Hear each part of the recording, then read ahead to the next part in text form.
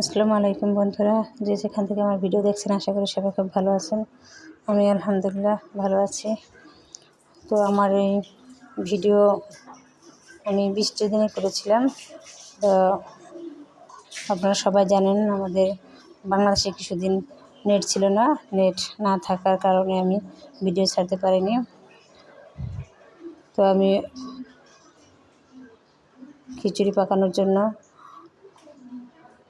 চাল আর ডাল একসাথে ধুয়ে এর মধ্যে পেঁয়াজ কুচি দিয়ে দিলাম। আর এখন পরিমাণ মতো হলুদের গুঁড়া, ধনিয়া গুঁড়া আর লবণ।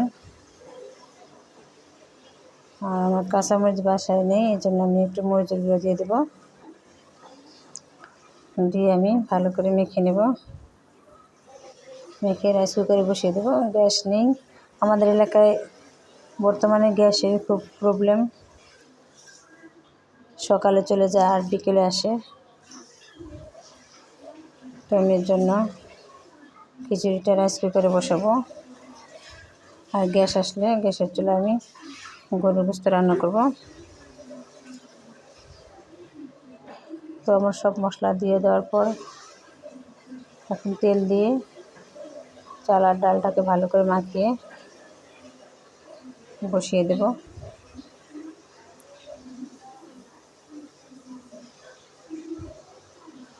তো বন্ধুরা, আপনারা সবাই বোধহয় জানেন বাংলাদেশের উপর দিয়ে যে কিছুদিন ঝড়ের মতোই বয়ে গেল।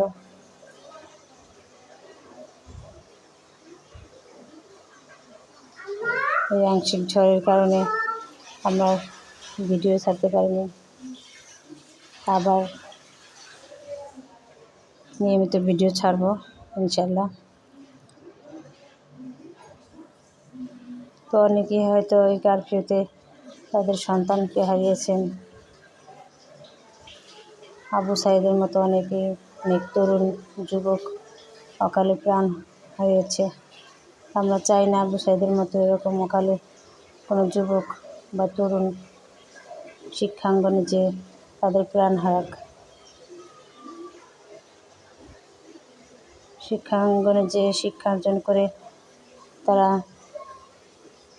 তাদের কর্মস্থানে ফিরে যাবে, পরিজনের কাছে ফিরে যাবে, এটাই আমরা কামনা করি। তো বন্ধুরা, আমার খিচুড়ি রান্না হয়ে গেল।